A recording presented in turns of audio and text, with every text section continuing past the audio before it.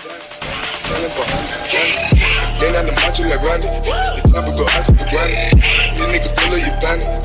The killers understand it. Hi friends, we have seen the Fourier series in the previous lecture.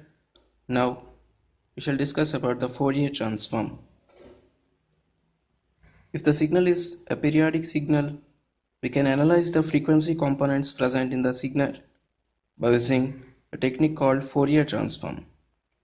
Fourier transform is a basic mathematical tool to analyze the frequency components of an image or a signal in frequency domain.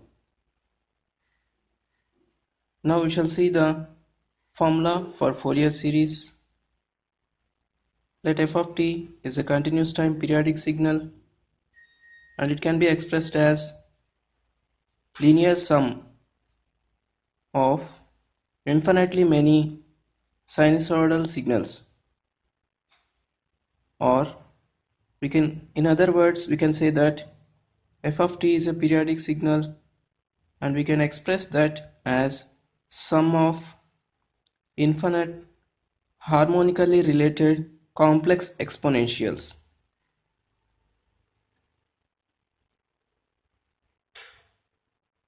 So this term indicates the harmonically related complex exponentials.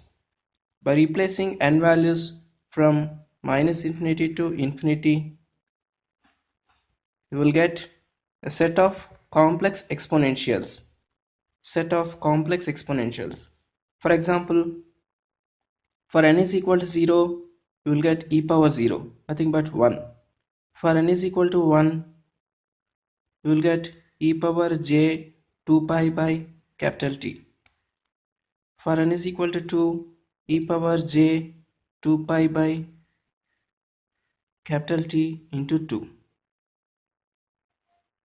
Similarly, for n is equal to minus 1, you will get e power minus j 2 pi by capital T, and so on and so forth. So you will get a complete set. As we discussed earlier, a complete set is a set of orthogonal functions such that no other function exists orthogonal to any of the elements of this set. So we can express periodic function f of t as linear sum of harmonically related complex exponentials. These are all the set of complex exponentials which are harmonically related. That means these are multiples of fundamental frequency. So in the same way, coming to the Fourier transform, any function f of t can be expressed as weighted sum of sinusoidal, cosinusoidal signals. What is the importance of Fourier transforms in analyzing a signal? Why we have to go for frequency domain? Why can't we analyze a signal in time domain? The answer is, it is easy to analyze some signals in Fourier domain, that is in frequency domain. Compared to the time domain analysis, sometimes we may feel easy to analyze the signals in frequency domain.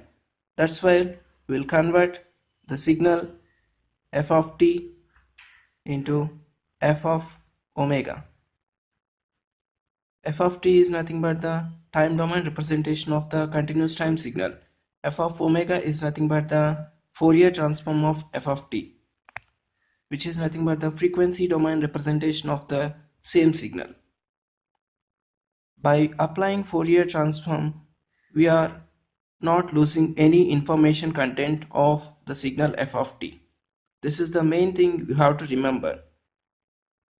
By applying Fourier transform, we are not going to alter the information content of the signal f of t. Hence, we can reproduce the original signal by applying inverse Fourier transform. That is, if f of omega is the Fourier transform of f of t, then by applying inverse Fourier transform, we will get again f of t. Because we are not losing any information content of f of t by applying Fourier transform.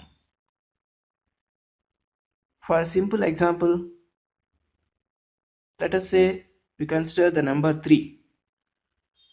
We convert this number into Roman number. This is also the same information 3. Again, we can convert this Roman number 3 back to normal number 3. So let us say this is time domain, this is Fourier frequency domain. In both the domains we are representing the same information, but for our convenience we are converting the one form of the signal into other form. So by applying transform we are not losing any information. That's why if we apply inverse transform we will get the original signal back. Hi friends, now we will discuss the very important function called impulse function. Impulse function can also be called as Dirac delta function, which is indicated with del of t, and it is defined as del of t is equal to infinity at t is equal to 0, and it is 0 for all the values t not equal to 0.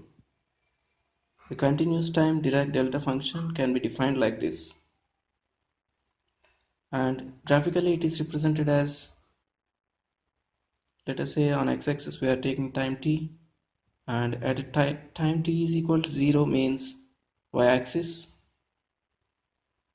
it is Dirac delta function, a very short duration pulse del of t.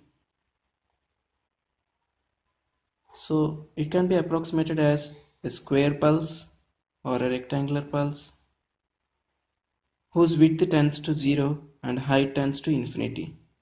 Let us assume this is a gate pulse, and if we shrink this width of the gate pulse to 0, and if we expand the height of the gate pulse to infinity, then we will get a Dirac delta function. So it is defined as del of t is equal to infinity at t is equal to 0, and the height of the impulse function is infinity at t is equal to 0, and it is 0 at t not equal to 0. And it is very important function to model the various physical quantities. And the main property of Dirac delta function is integral minus infinity to infinity del of t dt is equal to 1. That means the area under the Dirac delta function is equal to 1. Generally, what is the area of the rectangular box or a square box? We know that the area of this box is the shaded region, which is obtained by multiplying the sides S1 and S2. So the area is given by height into width of the rectangular pulse. In other words, the integration of the function will also give the area under the function. By means of evaluating integration, we are finding the area under the function f of t between the given limits t1 to t2. So in the same way, integral minus infinity to infinity del of t dt indicates the area under the Dirac delta function, which is 1. As the width tends to 0 and height tends to infinity, the rectangular function becomes a Dirac delta function. Now we shall see the remaining properties of Dirac delta function.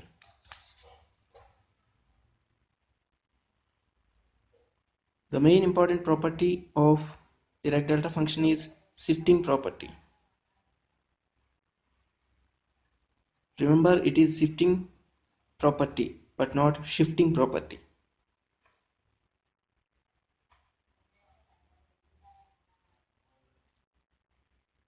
So according to the shifting property, integral minus infinity to infinity f of t into del of t is equal to f of t into del of t dt is equal to f of 0.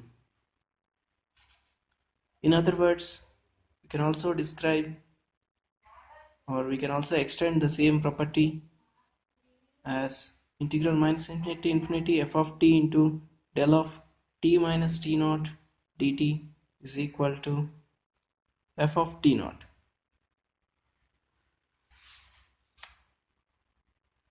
That means multiplying a function, arbitrary function f of t, with Dirac delta function del of t and obtaining the area under the product of the two signals is same as that of the value of f of t at t is equal to 0.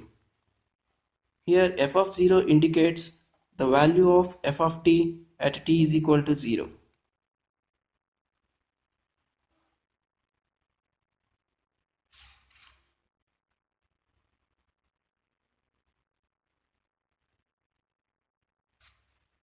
As we are discussing about the shifting property of Dirac delta function, according to the shifting property of Dirac delta function, the area under the product of any arbitrary function and a Dirac delta function is given by the function value at t is equal to 0. Graphically, it can be represented as, let us say, f of t is any arbitrary function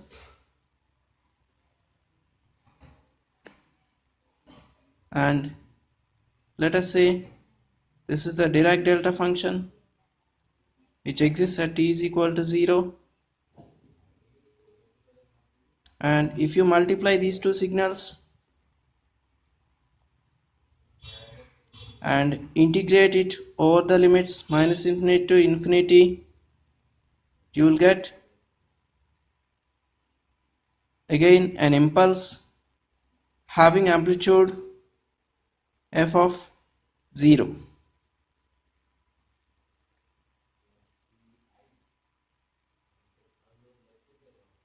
So consider any arbitrary signal f of t and multiply it with a Dirac delta function del of t and integrate the result of multiplication,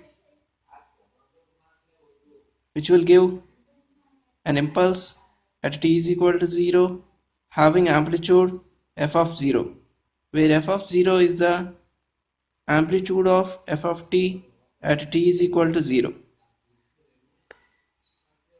In the similar way, integral minus infinity to infinity f of t into del of t minus t naught dt is equal to f of t naught, where del of t minus t naught is the right shifted version of Dirac delta function.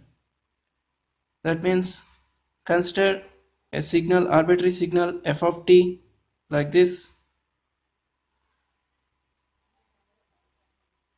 and multiply this signal with a right shifted Dirac delta function. The Dirac delta function is shifted to t is equal to t naught on time axis, and find the area under the product of these two signals. Then we will get again an impulse function having amplitude f of t naught, where f of t naught is the amplitude of f of t at t is equal to t naught. If suppose the amplitude of f of t at t is equal to t naught is 2, then the result of area under the product of these two signals will be an impulse of height t is equal to height 2, that is f of t naught is equal to 2. Till now we discussed about the continuous time Dirac delta function. Now we'll discuss the discrete time Dirac delta function. So the discrete time Dirac delta function can be represented as del of n, and it is defined as del of n is equal to 1 for n is equal to 0, and it is 0 for n not equal to 0. So this is the definition of Dirac delta function, discrete time Dirac delta function, and graphically it is represented as, let us say on x-axis we are taking discrete time index n, and remember that this discrete time index values takes only integer values. So at n is equal to 0 we are having the amplitude 1. At n is equal to 1 we are having the amplitude 0. At n is equal to 2 we are having the amplitude 0.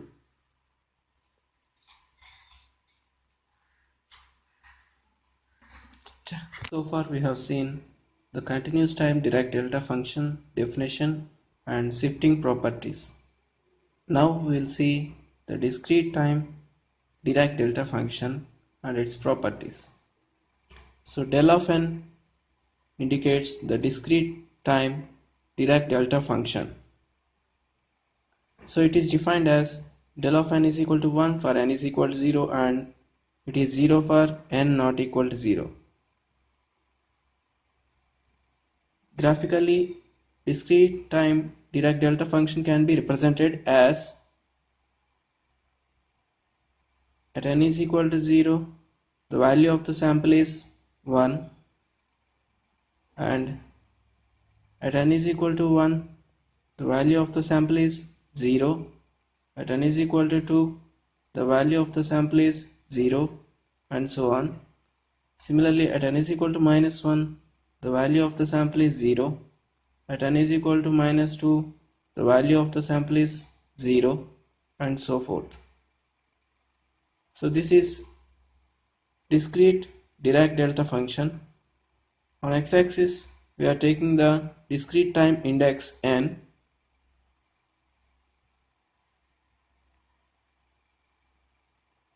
Remember that the discrete time index takes values only integer values. It doesn't take any fraction values.